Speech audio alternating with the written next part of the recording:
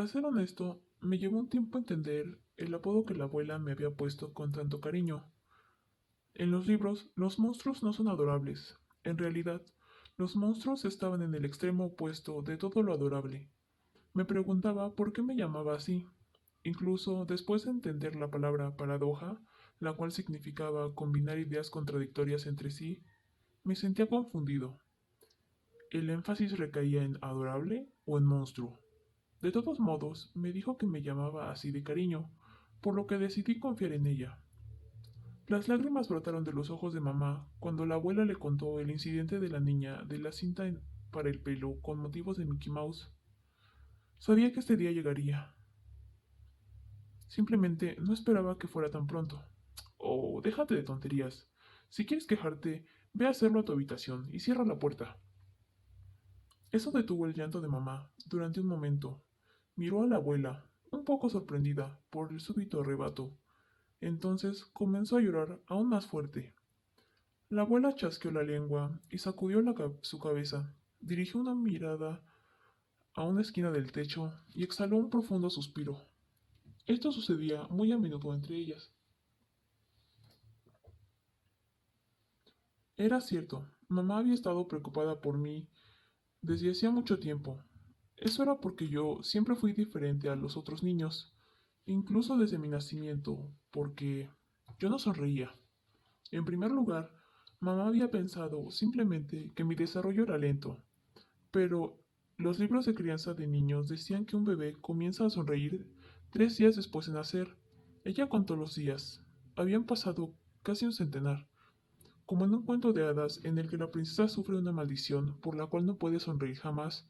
Yo ni pestañeaba, y al igual que un príncipe de una tierra lejana que intenta ganarse el corazón de su amada, mamá probó todo.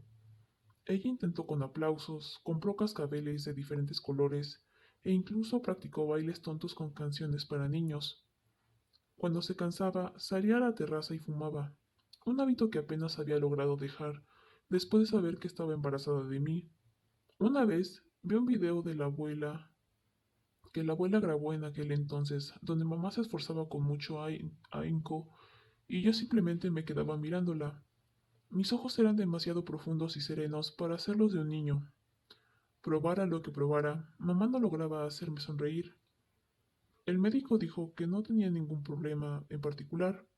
A excepción de la falta de sonrisas, los resultados de las pruebas mostraban que mi estatura, peso y desarrollo conductual eran normales para mi edad. A nuestro pediatra familiar descartó las inquietudes de mamá, diciéndole que no se preocupara, porque su bebé estaba creciendo saludable.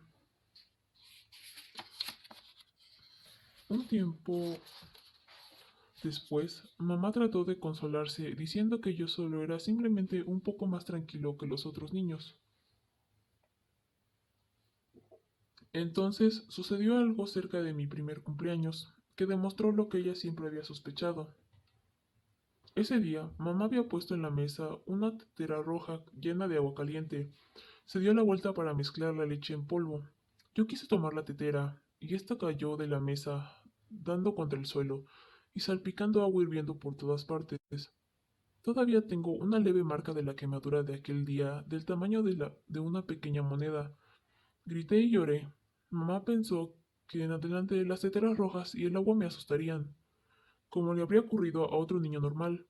Pero no fue así. No me atemorizaban el agua ni las teteras. Seguía intentando alcanzar la tetera roja, ya fuera que tuviera agua fría o caliente en su interior. La evidencia seguía acumulándose. Había un anciano tuerto que vivía en la planta baja con un gran perro negro que siempre tenía atado a un poste en el patio. Me quedaba mirando directamente las pupilas lechosas del anciano, sin temor, y cuando mi mamá me perdió de vista un momento, estiré la mano para tocar al perro, el cual mostró sus dientes y gruñó. Incluso después de haber visto al niño de la casa vecina sangrando, pues había sido mordido por curiosear como yo lo hacía con aquel perro, no me detuve. Mamá tenía que intervenir constantemente. Después de varios incidentes similares, mamá empezó a pensar que yo podría tener un coeficiente intelectual bajo, pero no había prueba alguna de ello. Por lo tanto, al igual que lo hubiera hecho cualquier madre, Intentó hallar una manera de despejar sus dudas acerca de su hijo de forma positiva. Es más valiente que otros niños. Así fue como ella me describió en su diario. Aún así, la ansiedad de cualquier madre alcanzaría su punto máximo si su hijo no hubiera sonreído ni una vez al cumplir 4 años. Mamá tomó mi mano entonces y me llevó a un hospital más grande de la clínica habitual. Ese día es el primer recuerdo que tengo grabado en mi cerebro. Está nublado, como si lo hubiera visto debajo del agua, pero viene a mí con mayor claridad de vez en cuando. De esta forma, un hombre con bata blanca se sienta frente a mí. Radiante, comienza a mostrarme diferentes juguetes, uno por uno. Algunos de ellos los sacude, luego me golpea la rodilla con un pequeño martillo. Mi pierna se balancea más alto de lo que creía posible. Luego coloca sus dedos bajo mis axilas, me hace cosquillas y me río un poco. A continuación, saca unas fotografías y me formula algunas preguntas. Una de las imágenes aún la recuerdo vívidamente. El niño de esta foto está llorando porque su mamá se ha marchado. ¿Cómo se siente él? Al no saber la respuesta, levanto la vista hacia mamá, que está sentada junto a mí. Ella me sonríe y me acaricia el cabello. Luego, muy sutilmente, se muerde su labio interior. Algunos días más tarde, mamá me lleva a otro sitio, diciendo que podré conducir una nave espacial. Pero terminamos en otro hospital. Le pregunto por qué me trae al doctor cuando no estoy enfermo. Ella no me contesta. En el interior me piden que me recueste sobre algo frío. Me meten en un tanque blanco. Bip, bip, bip. Escucho sonidos extraños. Así fue mi primer travesía sideral. Resultó muy aburrida. Entonces la escena cambia. De pronto veo muchos más hombres con batas blancas. El mayor de ellos me ofrece una fotografía borrosa en blanco y negro, diciendo que es el interior de mi cabeza. ¡Qué mentiroso! Claramente esa no es mi cabeza, pero mamá asiente con la suya como si creyera una mentira tan obvia. Simplemente que el hombre mayor abre su boca. Los más jóvenes toman notas a su alrededor. Finalmente comienzo a aburrirme un poco y muevo mis pies con nerviosismo, pateando el escritorio del hombre mayor. Cuando mamá pone su mano sobre mi hombro para detenerme, miro hacia arriba y veo que está llorando. Todo lo que puedo recordar del resto de ese día es el llanto de mamá. Ella llora y llora y llora. Ella sigue llorando cuando nos dirigimos otra vez a la sala de espera. La tele proyecta dibujos animados, pero no puedo concentrarme por culpa de su sollozo. El defensor del universo lucha contra el villano, pero ella todo lo que hace es llorar. Finalmente, un anciano que cabecea a mi lado despierta y le grita: «Deje de actuar miserablemente, mujer ruidosa, ya me ha hartado». Funciona. Mamá frunce sus labios, como un adolescente reprendido, temblando en silencio.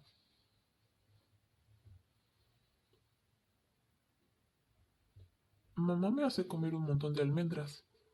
He probado almendras de Estados Unidos, Australia, China y Rusia, de todos los países que las exportan a Corea. Las chinas tienen un sabor amargo y horrible, y las australianas saben agrias y terrosas. También están las coreanas, pero mis favoritas son las estadounidenses, especialmente las de California. Tienen una suave tonalidad marrón debido a la absorción de la ardiente luz del sol de ahí. Yo tengo mi forma especial de comerlas. En primer lugar, sostengo el paquete y siento la forma de las almendras desde el exterior. Hay que sentir las duras y resistentes semillas con los dedos. A continuación, rasgo lentamente la parte superior del paquete y abro el borde, el doble cierre. Después, asomo la nariz en el interior del paquete y aspiro su aroma lentamente. Para esta parte hay que cerrar los ojos. Lo sostengo con ligereza, conteniendo la respiración de vez en cuando, para permitir que el aroma impregne mi cuerpo el mayor tiempo posible. Por último, cuando la fragancia me inunda por completo, echo un puñado a la boca. Dentro, las hago rodar de un lado a otro, sintiendo su textura, palpando sus puntas con la lengua y sintiendo las muescas en su superficie. Hay que asegurarse de que no transcurran demasiado tiempo, porque las almendras adquieren mal sabor si se hinchan de saliva. Todos estos pasos son solo la preparación del final. Si es demasiado corto, resultará aburrido. Si se prolonga demasiado, el impacto se diluirá. Cada cual debe encontrar su procedimiento ideal. Hay que imaginar que las almendras crecen del tamaño de una uña a las dimensiones de una uva, un kiwi y un melón, finalmente del tamaño de una pelota de rugby. Entonces es momento. Crack. Las aplastas. Hecho correctamente, saborealas todo el sol de California inundando tu boca. La razón por la que me molesto en realizar este ritual no es siquiera porque adore las almendras, es porque en todas las comidas del día había almendras sobre la mesa. Resultaba imposible deshacerse de ellas, así que simplemente inventé una forma interesante de comerlas. Mamá pensaba que, si comía un montón de ellas, las almendras en el interior de mi cabeza crecerían. Era una de las remotas esperanzas a las que ella se aferraba. Verás, todo el mundo tiene dos almendras dentro de su cabeza, firmemente incrustadas, en algún lugar entre la parte posterior de las orejas y la parte posterior del cráneo. De hecho, se llaman amígdalas, que deriva de la palabra latina almendra, porque su tamaño y forma son idénticas. Cuando recibes algún estímulo del exterior de tu cuerpo, estas almendras envían señales a tu cerebro. Dependiendo del tipo de estimulación, sentirás miedo o ira, alegría o tristeza. Pero, por alguna razón, mis almendras no parecen funcionar correctamente. No se activan cuando son estimuladas.